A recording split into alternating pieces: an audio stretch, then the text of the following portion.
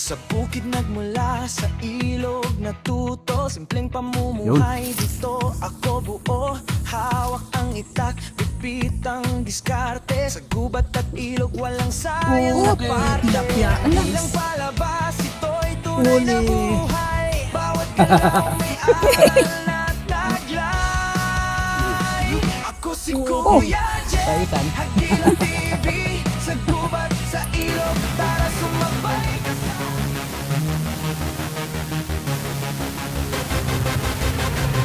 So ngayong araw guys, ay share ko naman sa inyo kung paano gumawa ng bingwit at kung paano makahuli ng isda gamit ng bingwit. So pero bago nyan, ay aakyat muna kami sa bundok at mangunguha kami ng buho o bagakay para makagawa tayo ng bingwit. So ayan, let's go!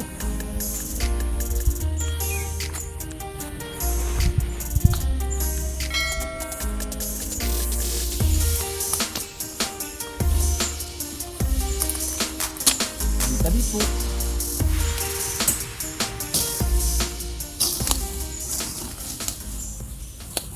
Ito to.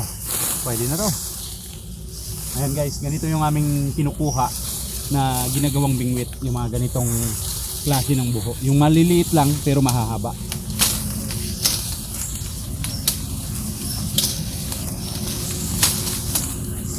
So isang bingwit lang yung ating gagawin guys.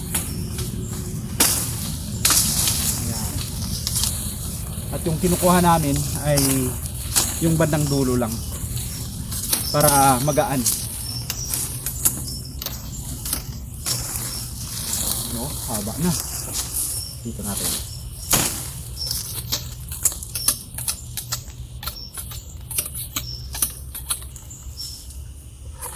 Ayan. Ito na guys, yung ating gagawing bingwit. Sobrang haba. Dito lang siguro. Bawasan natin. Okay. Dahil nakakuha na kami ng buho guys, ay isi-share ko naman sa inyo kung paano i-set up itong paggawa ng bingwit. Ayan. Okay na to. So ayan mga kagilap, ito yung ating mga gagamitin para makagawa ng bingwit. Itong nylon na number 6030. Ayan. Ito yung ating gagawing pagtatalian ng ating kawil. At yung kawil na ating gagamitin guys ay maliit lang. Ayan. 570. So sa pag set up naman ay lilinisan muna natin itong buho. Ayan. Tanggalan lang natin ang kanyang tulis. Tapos ito ay huwag na nating tanggalin yung kanyang buko para may pagtatalian tayo o hindi magkalpos yung ating tali. Lilinisin lang natin yung kanyang mga dugtungan o kanyang buko para hindi tayo masugatan. Ayan.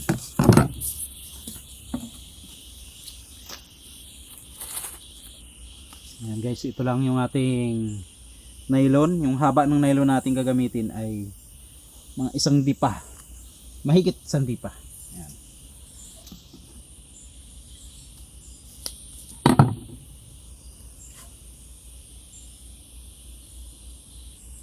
Ayan guys, sa una bubuhulan lang natin. Ayan yung dulo ng nylon, lalagyan natin ng buhol at itatali natin dito sa buho. Yun. Ayan guys, tali muna natin dito. Yan banda. Mga 2 dangkal guys, galing sa dulo. Yan. 1, 2. Dito natin higpitin. Ayan. Pagkatapos, ayan, ito yung kanyang, ito yung nylon ay hahatakin natin papunta dito sa unahan. At dito tayo maglalagay ng 3 buhol. Yan, 1, 2,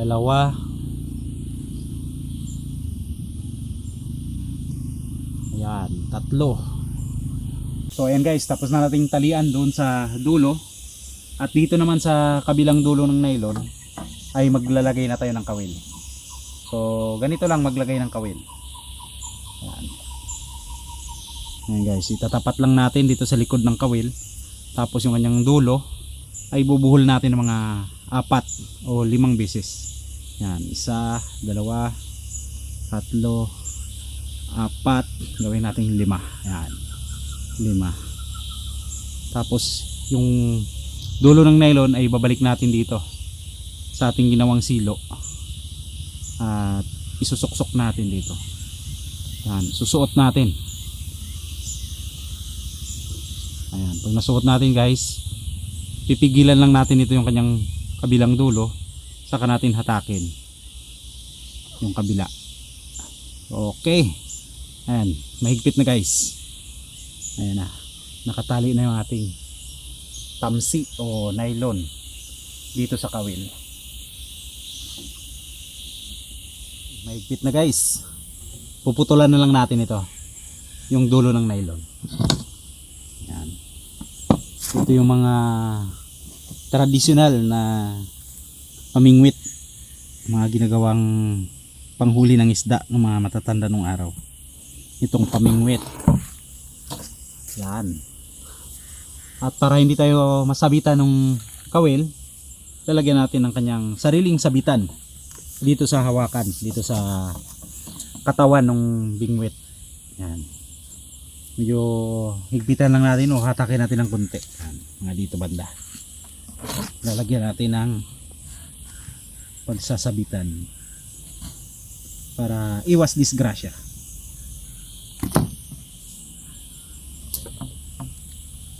Yan, babaon lang natin yan guys.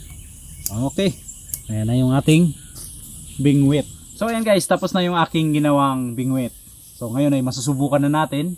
At ang target nating hulihin ay yung mga isdang paitan sa ilog tabang na hindi siya lumalaki. So yun ang ating bibingwitin na para pampain doon sa ating trap, sa ating panghuli sa alimango kung suswertehin.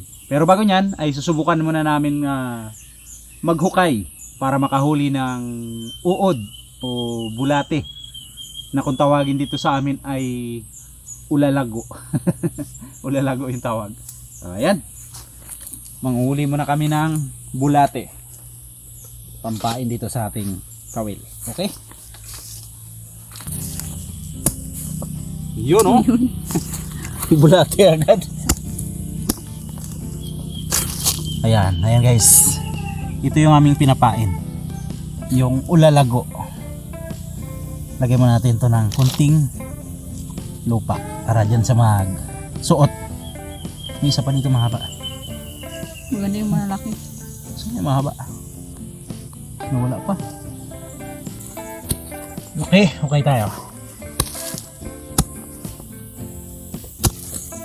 Itong bulati talaga to eh. Pag hinahanap mo, mahirap hanapin. Pag nag-uhukay ka, nag-aabuno, ang dami eh. Ayan. Ayan guys, pamain namin bulate. Ito. Sige. Ayan. Ayan guys, nakalabas yung kanyang ulo. Ang galing oh. Bungkal ka ngayon. Ayan, nakuha natin ang buo. So ayan guys, ito na yung aming mga pamain. Ayan, mga ulalago, bulate. Yan yung aming ipapain doon sa bingwit. At masusubukan na natin ngayon yung aking ginawang bingwit kung makakahuli. So ayan guys, papunta na kami ngayon dito sa tabing ilog. Dito kami magsusubok na mag-arya nitong bingwit kung makakahuli.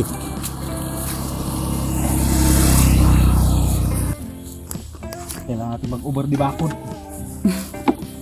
So ayan guys, dito kami mamimingwit dito sa area na to. Dito sa tabi ng palayan, malapit din dito sa sasaan.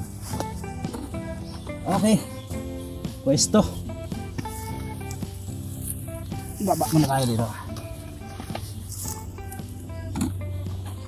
Yeah. Okay, bahala ka na dyan. So ayan mga kagilap, nandito na kami sa aming pagbibingwitan. At maglalagay na kami ng aming pamain. itong bulati. Subukan natin guys kung makahuli tayo. Target namin ay paitan, tilapia. Ayan, kung anong sisibad. Ganito lang kami kung magpain guys. Ayan, tutusok lang namin yung bulate. Yun oh. Unang area. Subukan natin.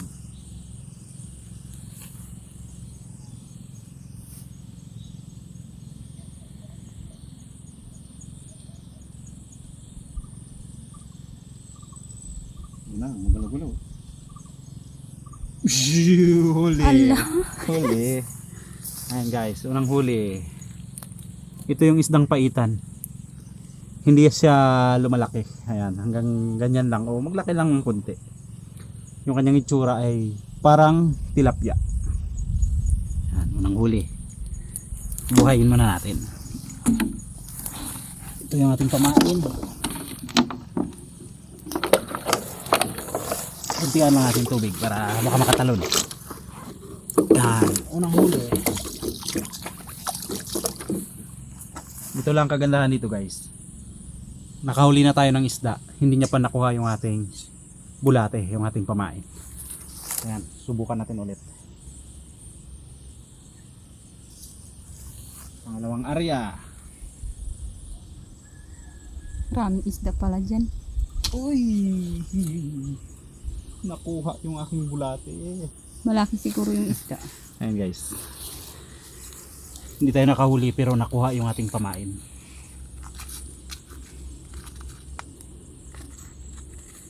Kunti lang pa naman yan. Marami to. Mahaba itong bulate.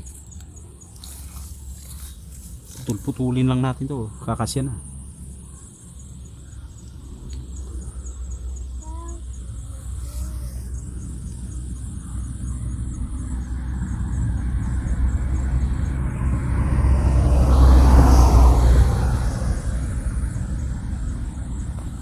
Ayan guys, pangalawang pamain.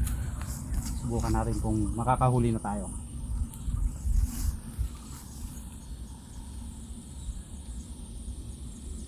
Huli! Ayan guys, pangalawang huli.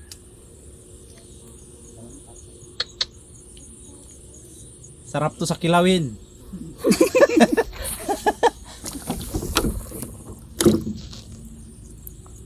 Okay.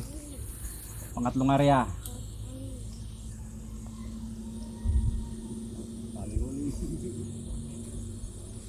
Oh, boklo. Boklo. Sa paa.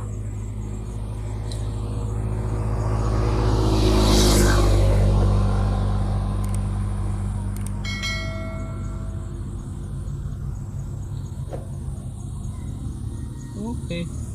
Wala nang sumibad. Palit pain. Palitan natin guys yung ating pamain. Ayaw na nilang sibarin kay makunti na lang eh. Kailangan malaki. Laki-lakihan natin yung pamain natin. Dahil nakikita na nila yung kawil. Yun.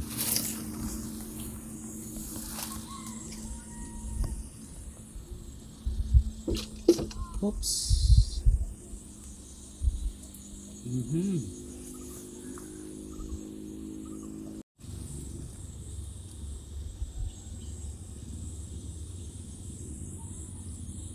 Uy, naku, hindi nasabitan. Bitaw. Sayang. Yan tayo sa gilid.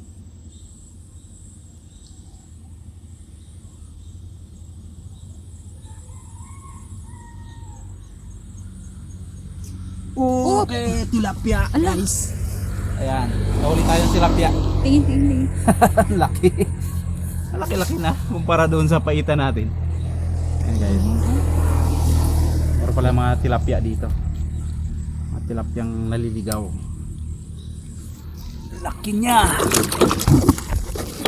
Laki na rin siya compare doon sa ating mga nahuling paitan. Kaya mabigat-bigat. Kaya siguro nawala yung paitan eh. Hindi na sumibad. Andoon mo parang ano? mga dalag yan. Bihira sumibad yan sa ganito. Palaka, paborito niyan. Yan, pain tayo ulit guys. Sana makadali pa tayo ng tilapia.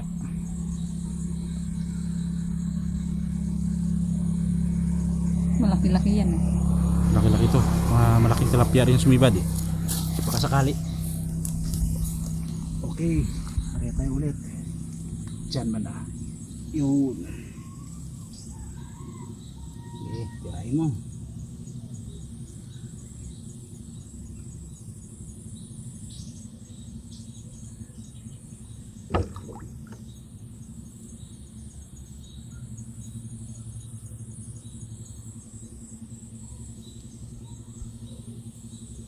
Hindi ko alam kung yung matak, yung gumagalaw o yung kamay ko yung pasmado. Parang kamay. Para yung kamay kong pasmado eh. Try. Wala. Isa pa. Yun, sige lang.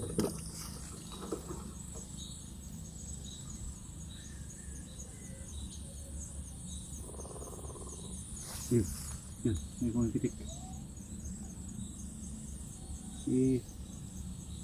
Kainin mo. Tumigil lang.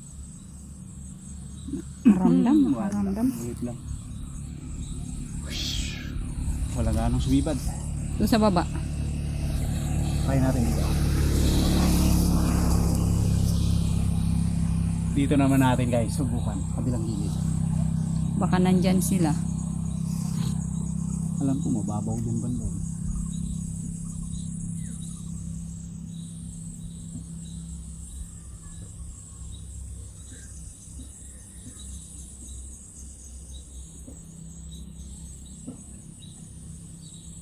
Wala.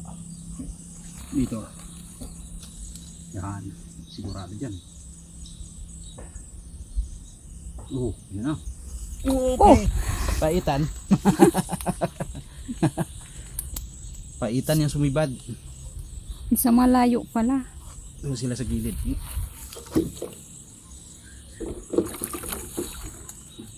Ito talon.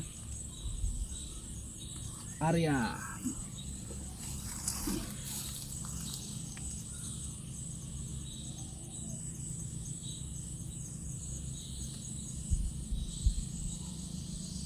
Di, takin mo.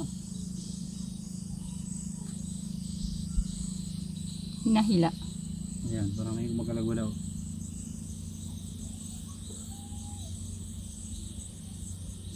Tagal-tagal din natin, baka tilapia to eh.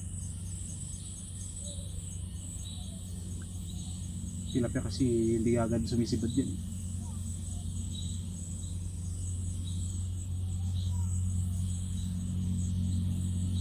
Ay, wala.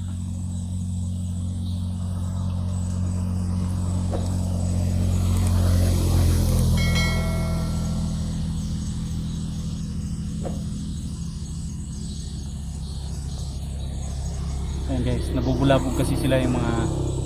Dito kasi kami sa gilid ng taniman at tabing kalsada, kaya nabubulabog. Kapag dumadaan yung mga motor o van, ay yumayanig yung ilalim nitong culvert, kaya medyo nabubulabog yung isda.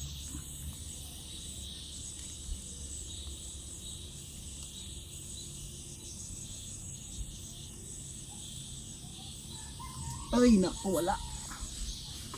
Sapa. Yun, huli. Yun o. Tilapia. Okay. Ayan, ubos na yung aming pamain guys. At saglit lang kami. So, ayan, wala pa kaming 30 minutes. Nakahuli na kami na 2 tilapia at malalaking paitan. Ayan, sulit na yung pamain natin guys.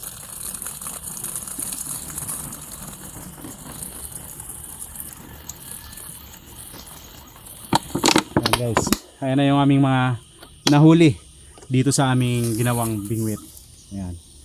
Kaya kung pang ulam-ulam lang, pwede na sa mga spot na mayroong mga tilapia. Dito ay madalang yung tilapia dahil maraming namimingwit dito sa area na to. Kaya ayan, legit na nakakahuli yung aming ginawang bingwit. So hanggang dito na lang guys. Thank you for watching mga kahagilap.